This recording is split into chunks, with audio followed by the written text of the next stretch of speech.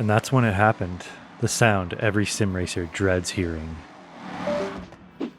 No, God! My wheelbase finally gave up. I've been using the Thrustmaster T598 for almost a year and a half, and when it worked, I genuinely loved it. It was the wheel I learned to drift on, and honestly, it felt fantastic. The problem was keeping it working. Over the last year and a half, this thing broke 4 different times. You heard me right, 4. But this most recent failure was different. My warranty was already expired, and Thrustmaster wanted to charge me to repair a wheel that had already failed on me multiple times for a problem they know about. That was the moment I decided I was done. Unfortunately, the timing couldn't have been worse though. About a month earlier, my TLCM pedals also failed on me. I ended up going with the Simnet SP Pro pedals because they worked with Thrustmaster. I probably would have chose something different had the bass gone out before the pedals. That was just horrible timing. On top of all that, I play on PC as well as PlayStation. If I only played on PC, I probably would have gone with Moza or Simagic without even thinking about it. But once PlayStation compatibility entered the picture, my options got a whole lot smaller. After way too much research, I landed on the Fanatec DD+. It checked every box I needed, PlayStation compatibility, it worked with the pedals that I had just bought, and almost everyone I talked to had great things to say about the actual wheelbase itself. I know Fanatec has its own share of problems over the years, but for my situation, it just made the most sense. It did, however, hit my wallet incredibly hard.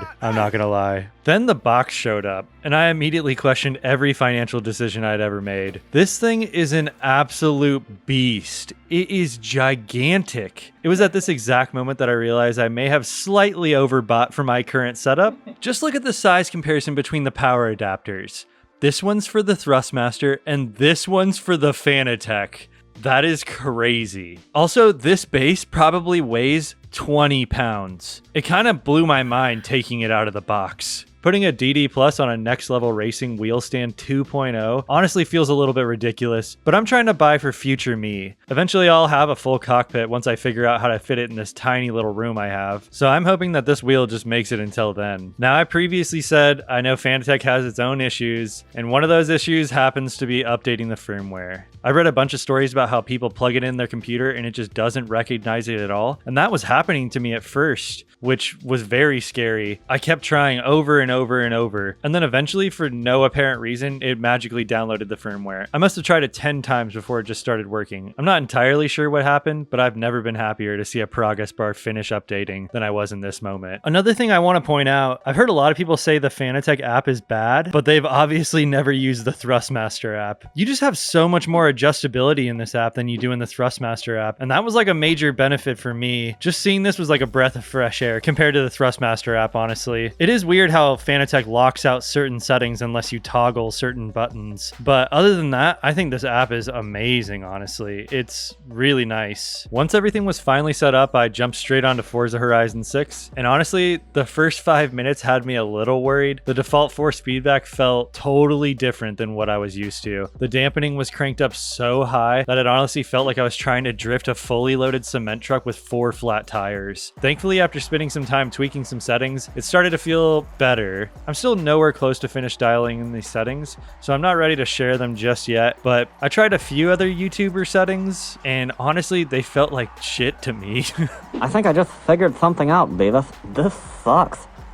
So I'm definitely going to be making a video in the future, and if you're interested, you should definitely subscribe so you don't miss that. One thing about this wheel that absolutely blew my mind, after almost 4 hours straight of driving it, this thing was still cold to the touch. That was honestly crazy to me. My Thrustmaster T598 would get so hot during long sessions that I'd actually have to point a desktop fan at it to keep it cool. That alone was a huge difference for me and kind of solidified that I made the right choice. One thing I wasn't expecting with this wheel though is it sits way lower than my Thrustmaster T598. It's almost a 4-inch difference in the wheel height, which actually turned out to be really nice. I've always sat at my rig with my chair totally upright, and now I'm able to like lean it back a little bit, but it's just something to keep in mind if you're going to make a similar upgrade. I wasn't thinking about it, and maybe this tip will help you out if you're thinking the same thing. The difference between these two wheels is honestly hard to describe. It's like upgrading from a Razor scooter to a motorcycle. Both are going to get you to where you're trying to go, but one of them feels like it's operating at a completely different league. It's a night and day difference. Now, if your wheel works completely fine, I wouldn't tell you to run out and replace it with this, but if you're shopping because your wheel finds finally died also, I'd absolutely put the DD Plus on your short list, especially if you're considering to play on PlayStation. I also picked up the Club Sport Universal Hub along with the Podium Hub. The Universal Hub is hands down amazing. I love the way it looks. I love the adjustability on it. The back paddles feel so good when you press them. The only thing is it's kind of changed the button layout of everything, so I'm kind of just clicking buttons until I get the right one at this point. Hopefully I figure it out soon. I probably would have skipped the Podium Hub. Don't get me wrong, it feels incredibly well made and the gold accents look really cool. I just don't know if it was worth the extra money over the standard QR2 for my setup. But maybe I'll get one of those cool F1 wheels in the future, who knows. One thing I do regret buying though, and I don't see a lot of people talk about this, do not buy a wood grain steering wheel. I thought it was going to be cool because I drive an NB Miata in real life, and that has a wood grain steering wheel that I really like. I was just thinking it'd be cool to match my sim rig to my actual car, but this NRG wheel just kind of really disappointed me. It showed up chipped right out of the box. The glue where the wood meets the metal looks very sloppy, like it was done by a 3-year-old. Some of the paint is just not great at all. Overall, it feels cheaper than I expected, and also it just doesn't feel good for drifting. It feels like the wheel sticks to your fingers too much when it's spinning around, and it doesn't glide as well as like leather would. I don't know why I didn't think of this, but here we are. I already ordered another wheel to replace it, and I'm not gonna lie, I spent way too much money on this wheel. I ended up going with the Momo Mod 78. I am a little bit worried about how the exterior diameter of the wheel isn't totally smooth all the way around, but I think it'll be fine, honestly. And hopefully I'll be getting that soon and returning this NRG wheel. Like I said, I'm still nowhere near finished dialing in on this setup. I've got a lot more adjusting to do. This is like a totally different world to me. After using the T598 for so long, my brain keeps trying to make this wheel feel like that one. But honestly, maybe that's the wrong approach. This wheel is capable of so much more than what I'm used to, and I feel like I'm trying to make it something it's not. I kind of feel like I'm starting from square one again, but it's fun. I like doing this. I love just adjusting settings and seeing what feels best to me. As frustrating as this T598 was at times, it's also the wheel that got me hooked on sim racing. It's the wheel I learned how to drift on, the wheel that helped convince me to buy a real manual car. So despite everything, thanks for the memories, bud. But I think it's finally time to move on.